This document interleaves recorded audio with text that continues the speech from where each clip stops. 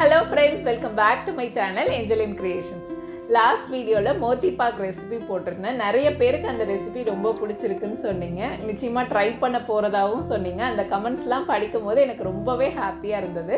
நிறைய sweet recipes செய்ய சொல்லி கேக்குறீங்க. சோ இன்னைக்கும் நம்ம ஒரு ஸ்வீட் ரெசிபி தான் பார்க்க போறோம்.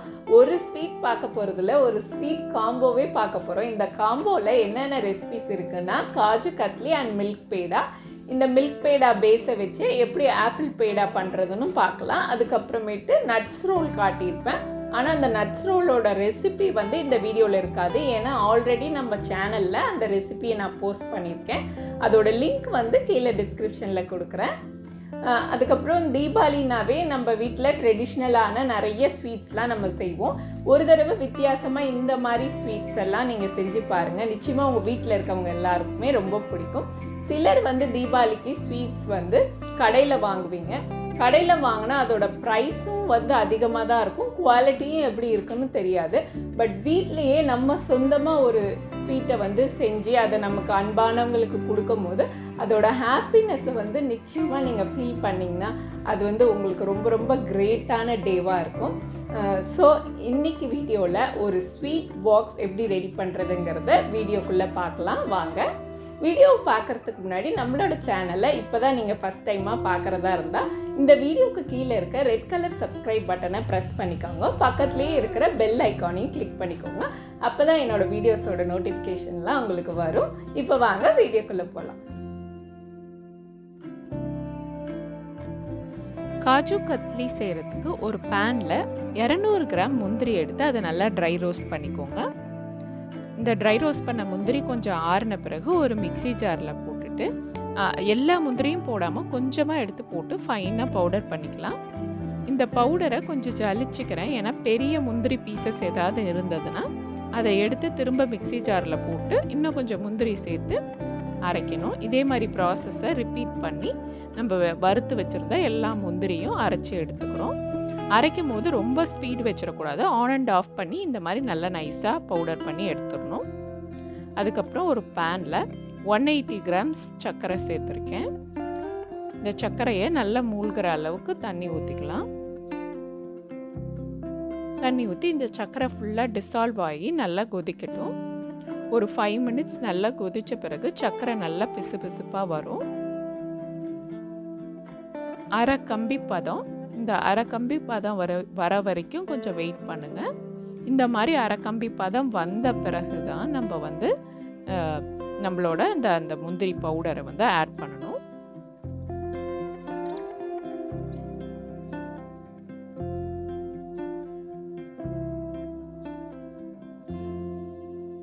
இப்போ இந்த முந்திரி பவுடரை நல்லா மிக்ஸ் பண்ணி விட்டுடுங்க.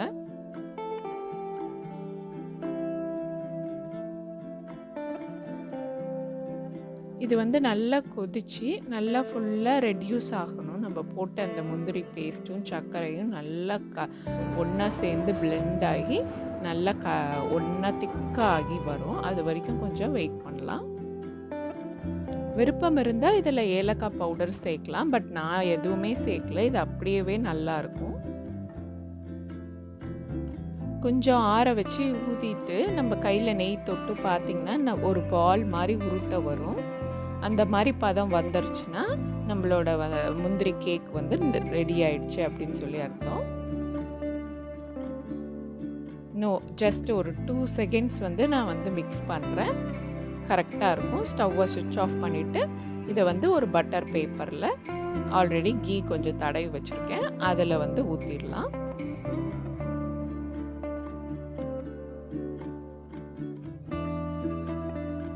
இது ஆற ஆற நல்லா திக்காகி வரும். நீங்கள் ஊற்றும் போதே அதோட கன்சிஸ்டன்சி உங்களுக்கு பார்த்தீங்கன்னாவே நல்லா தெரியும். நல்லா ஷைனிங்காக இருக்கும். அதே சமயம் இருக்கிறது உங்களுக்கு தெரியும். அந்த பேனில் பார்த்தீங்கன்னா நீங்கள் கொஞ்சம் டக்குன்னு மாற்றிடணும், இல்லைன்னா அந்த பேன்லேயே ஒட்டிக்கும்.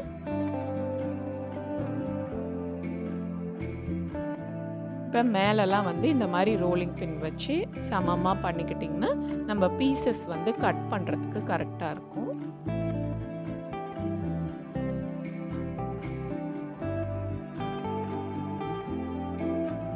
இதெல்லாம் வந்து கொஞ்சம் சூடாக இருக்கும் போதே செஞ்சிடணும் நம்ம. அப்போ தான் வந்து கரெக்டாக இருக்கும். நான் வந்து இந்த டெக்கரேட்டிவ் இந்த எடிபிள் சில்வர் பேப்பர் வந்து யூஸ் பண்ணுறது வந்து கடையில் இருக்கிற அதே மாதிரி ஃபீல் கிடைக்கிறதுக்காக தான். இது இல்லைன்னா பரவாயில்ல, நம்ம வீட்டில் செய்யும் போது நம்ம நார்மலாக ஊற்றிட்டு அதுக்கப்புறம் கட் பண்ணிக்கலாம். இன்னுமே நல்லா சூடாக தான் இருக்குது, அதனால தான் பேப்பர் வந்து ஒட்டுது. ஆனால் இது வந்து இன்னும் ஒரு 1/2 hourல நல்லா செட் ஆகிடும். இப்போ பார்த்தீங்கன்னா ஃபுல்லாக எல்லாமே நல்லா செட் ஆகிடுச்சு. இந்த மாதிரி செட் ஆன பிறகு நல்லா கட் பண்ணி எடுத்து வச்சிட்டோம்னா இது வந்து நல்லா சாஃப்டாகவும் இருக்கும், நல்ல டேஸ்ட்டாகவும் இருக்கும். நீங்கள் அந்த பாகு பதத்தை ரொம்ப அதிகமாக விட்டுட்டிங்கன்னா ரொம்ப ட்ரையாக இருக்கும் முந்திரி ஸ்வீட்டு. இந்த மாதிரி தான் கரெக்டாக செய்யணும். அடுத்தது மில்க் பேடா செய்கிறதுக்கு ஒரு பேனில் 1/3 கப் சர்க்கரை போட்டிருக்கேன். இந்த சர்க்கரையில் கொஞ்சமாக தண்ணி சேர்த்துட்டு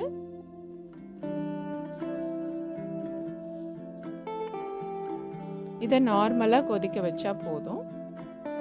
இதுக்கு சர்க்கரை பதம் அதெல்லாம் எதுவும் தேவையில்லை. சர்க்கரை கொதித்த பிறகு ஃபஸ்ட்டு வந்து 1/2 கப் மில்க் பவுடரை சேர்த்துட்டு அதை வந்து கட்டி இல்லாமல் நல்லா மிக்ஸ் பண்ணிக்கணும். அதுக்கப்புறம் திரும்ப இன்னொரு கப். ஸோ மொத்தமாக வந்து இதுக்கு 1.5 கப் மில்க் பவுடர் எடுத்திருக்கேன். இப்படி 2 பேட்சாக போடும் போது கட்டி எதுவுமே வராது, நமக்கு மிக்ஸ் பண்ணுறதுக்கும் ஈஸியாக இருக்கும். இப்போ இது எல்லாத்தையும் மிக்ஸ் பண்ணிவிட்டு சாஃப்ரான் மில்க் சேர்க்குறேன். இந்த சாஃப்ரான் மில்க் எப்படின்னா 1/4 கப் அளவுக்கு பால், நல்ல சூடான பாலில் கொஞ்சமாக குங்குமப்பூ சேர்த்துட்டு அதை கொஞ்சம் நேரம் அப்படியே வச்சுருந்தேன். அந்த மில்கை இதில் சேர்த்தோடனே சூப்பராக இருக்கும் இந்த மில்க் பேடாவோட டேஸ்ட்டு.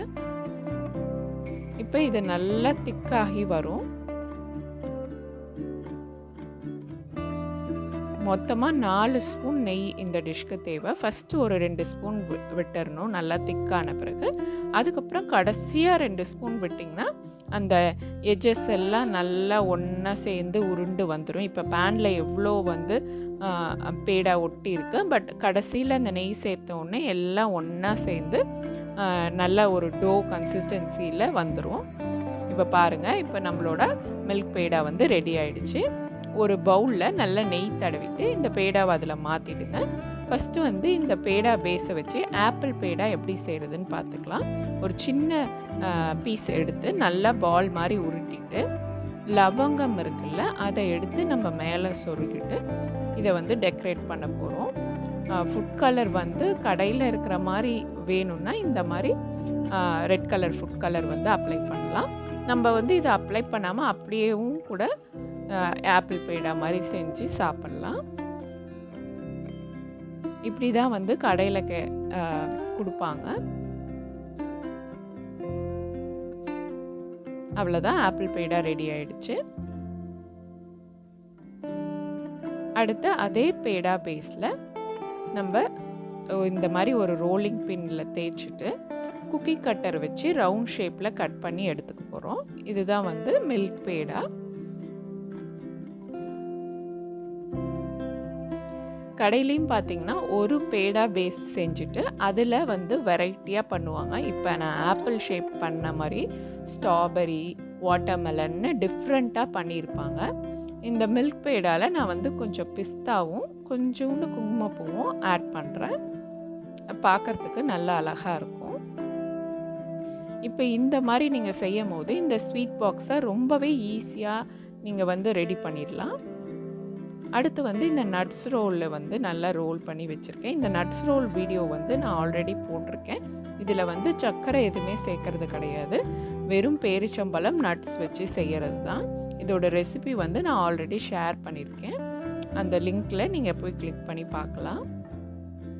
இது வந்து ரொம்பவே ஹெல்த்தியான ரெசிபி. நிச்சயமாக நீங்கள் ட்ரை பண்ணி பாருங்கள். கடையில் இந்த நட்ஸ் ரோல் வாங்கினீங்கன்னா ரொம்ப ப்ரைஸாக இருக்கும், பட் நம்ம வீட்டில் செஞ்சோம்னா அதில் பாதி ப்ரைஸ் கூட உங்களுக்கு செலவாகாது. ஸோ நிச்சயமாக ட்ரை பண்ணி பாருங்கள், ரொம்பவே ஈஸியாகவும் செஞ்சிடலாம். இப்போ எல்லா ஸ்வீட்ஸும் ரெடி ஆயிடுச்சு. அதை நல்லா டிஸ்பிளே பண்ணிடுறேன். இதை வந்து அழகாக ஒரு ஸ்வீட் பாக்ஸில் பேக் பண்ணி உங்கள் ஃப்ரெண்ட்ஸ் அண்ட் ரிலேட்டிவ்ஸ்க்கு கொடுங்க.